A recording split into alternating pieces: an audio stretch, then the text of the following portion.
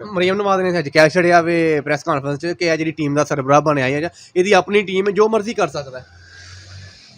ਯਾਰ ਫਿਰ ਤੁਸੀਂ ਮਰੀਮ ਨਵਾਜ਼ ਦਾ ਨਾਮ ਡਿਸਕਸ ਕਰੋ, ਉਹਦਾ ਕੁਐਸਚਨ ਨਾ ਕਰੋ, ਕਿਉਂਕਿ ਅਸੀਂ ਉਹਨਾਂ ਨੂੰ ਗੱਲ ਕਰਕੇ ਤੇ ਉਹਨਾਂ ਨੂੰ ਹਾਈਲਾਈਟ ਕਰਨੇ ਆ। ਉਹਨਾਂ ਦਾ ਨਹੀਂ ਉਹ ਲੈਵਲ ਹੈ ਕਿ ਅਸੀਂ ਉਹਨਾਂ ਡਿਸਕਸ ਕਰੀ। ਇਮਰਾਨ ਖਾਨ ਦਾ ਕਰੋ, ਤੁਸੀਂ ਕੌਮੀ ਮੁਤਹਿਦਾ ਦੇ ਇਮਰਾਨ ਖਾਨ ਜੀ ਸਪੀਚ ਕੀਤੀ ਸੀ ਉਹਦਾ ਮੇਰੇ ਨਾਲ ਡਿਸਕਸ ਕਰੋ। ਤੁਸੀਂ ਸਕੂਲ ਦੇ ਵਿੱਚ ਸਟੱਡੀ ਨਿਜ਼ਾਮ ਨੂੰ ਬਿਹਤਰ ਕਰ ਰਹੇ ਨੇ। ਇਮਰਾਨ ਖਾਨ ਦਾ ਜਿਹੜਾ ਲੋਕਾਂ ਨੂੰ 12,000 ਰੁਪਏ ਮੰਥਲੀ ਮਿਲਦਾ ਪਿਆ ਗਰੀਬ ਲੋਕਾਂ ਨੂੰ, ਉਹਨਾਂ ਦਾ ਡਿਸਕਸ ਕਰੋ।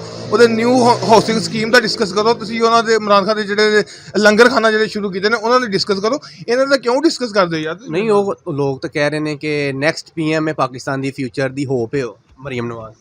ਨਹੀਂ ਉਹ ਆਪਣੇ ਘਰ ਦੀ ਹੋਪ ਲੈ ਲੈ, ਬੜੀ ਗੱਲ ਹੈ। ਸੋ ਇੰਨੀ ਕੀ ਹੋਪ ਹੈ ਨਾ ਕਿ ਮਤਲਬ ਮੁੰਡਾ ਇੰਗਲੈਂਡ ਵਿੱਚ ਤੇ ਆਪ ਪਾਕਿਸਤਾਨ ਬੈਠੀ ਤੇ ਉਹਨੇ ਉੱਥੇ ਸ਼ਾਦੀ ਕਰਨ ਡਿਆ ਤੇ ਆਪ ਜਾ ਵੀ ਨਹੀਂ ਸਕੀ ਹੈ।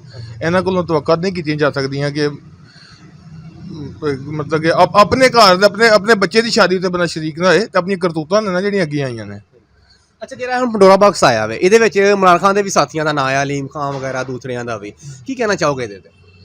ਬਿਲਕੁਲ ਆਇਆ ਤੇ ਇਨਸ਼ਾਅੱਲਾ ਤਾਲਾ ਖਾਨ ਉਹਦੇ ਮਗਰ ਜਿਹੜਾ ਨਾ ਐਕਸ਼ਨ ਵੀ ਲਏਗਾ। ਖਾਨ ਨੇ ਯਾਰ ਪੰਡੋਰਾ ਬਾਕਸ ਇੰਟਰਨੈਸ਼ਨਲ ਲੈਵਲ ਦੇ ਉੱਪਰ ਕਹਿ ਲਓ ਨਾ, ਤੇ ਉਹ ਤੇ ਪਾਕਿਸਤਾਨ ਦੇ ਵਿੱਚ ਜਿਹੜੇ ਨੇ ਉਹਨਾਂ ਨੂੰ ਛੱਡਦਾ ਪਿਆ। ਇਨਸ਼ਾਅੱਲਾ ਤਾਲਾ ਜਿਹੜਾ ਨਾ ਇਮਰਾਨ ਖਾਨ ਐਕਸ਼ਨ ਲਏਗਾ ਤੇ ਸਾਡੀ ਹੋਪਸ ਨੇ ਕਿ ਇਮਰਾਨ ਖਾਨ ਇਨਸ਼ਾਅੱਲਾ ਤਾਲਾ ਜਿਹੜਾ ਨਾ ਮਜ਼ੀਦ ਬਿਹਤਰ ਤੋਂ ਬਿਹਤਰ ਜਿਹੜਾ ਨਾ ਹੁੰਦਾ ਜਾਏਗਾ, ਤਾਂ ਮਜ਼ਬੂਤ ਹੁੰਦਾ ਜਾਏਗਾ।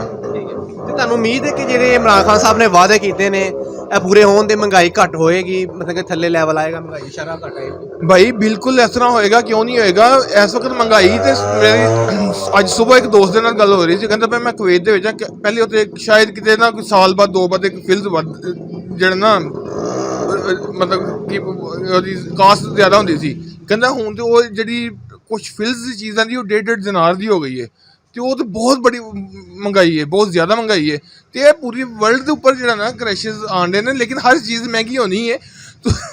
ਇੱਥੇ ਬਚਪਨ ਦੇ ਵਿੱਚ ਉਹ ਅਸੀਂ ਨਾ ਉਹ ਪਲਾਸਟਿਕ ਦੀ ਚੱਪਲ 25 ਰੁਪਏ ਦੀ 30 ਰੁਪਏ ਦੀ ਲੈ ਕੇ ਜਿਹੜੀ ਨਾ ਪਹਿਨ ਲਈਦੀ ਸੀ। ਟਾਈਮ ਆਇਆ ਇਸ ਵਕਤ ਉਹ ਵੀ 500-700 ਰੁਪਏ ਦੀ ਜਿਹੜੀ ਨਾ ਉਹ ਵੀ ਮਿਲਦੀ ਜਾ ਕੇ, ਅਗਰ ਥੋੜੀ ਕਿ ਬਿਹਤਰ ਹੋਏ ਪਹਿਨਦੇ। ਇਸ ਤਰ੍ਹਾਂ ਹੀ ਹਰ ਚੀਜ਼ ਮਹਿੰਗੀ ਹੋਈ। ਮਾਝੀ ਉਦੋਂ 2 ਰੁਪਏ 3 4 5 10 ਰੁਪਏ ਦੀ ਵੀ ਮਿਲਦੀ ਭਾਈ ਮੇਰੇ 5 ਕਿਲੋ ਕਣਕ ਦੇ ਉੱਤੇ ਮਜ਼ਦੂਰ ਦਿਹਾੜੀ ਕਰ ਛੱਡਦਾ ਹੁੰਦਾ ਸੀ, ਠੀਕ ਹੈ ਨਾ। ਹੁਣ 1500 ਰੁਪਏ ਮੰਗਦੇ ਨੇ ਜਿਹੜੇ ਨੇ ਰਾਜ, ਤੇ 1200-1300 ਰੁਪਏ ਦਿਹਾੜੀ ਜਿਹੜੀ ਮਜ਼ਦੂਰ ਦੀ ਹੈ।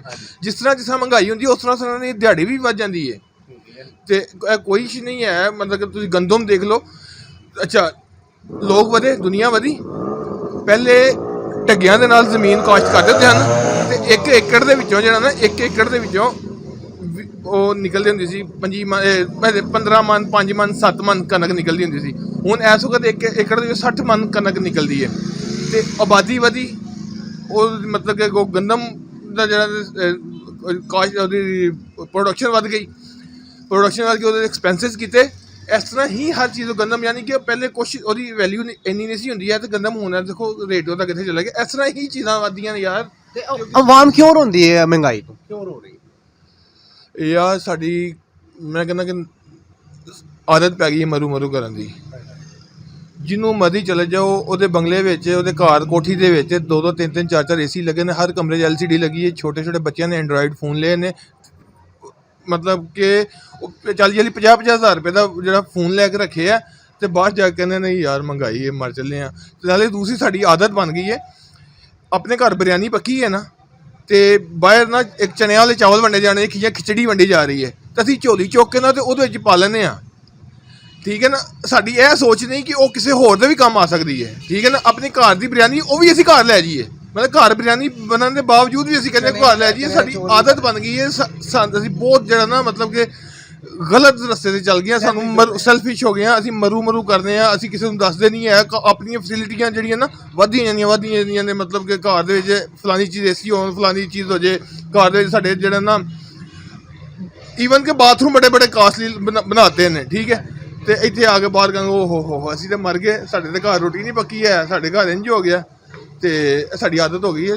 ਕੋਈ ਐਸੀ ਮਹਿੰਗਾਈ ਨਹੀਂ ਹੈ, ਹਾਂ ਥੋੜ੍ਹੀ ਜਿਹੀ ਹੁੰਦੀ ਹੈ ਫੀਲ, ਲੇਕਿਨ ਜਿੰਨੀ ਕੁ ਹੁੰਦੀ ਹੈ ਉਨੀ ਉਹ ਹਰ मतलब मजदूर का तबका या दूसरा फैक्ट्री इंडस्ट्रियल में जो वर्कर ने वो उन्होंने आपको मिल सके। तो वीडियो लाइक करना मत भूलिएगा। अल्लाह हाफिज़।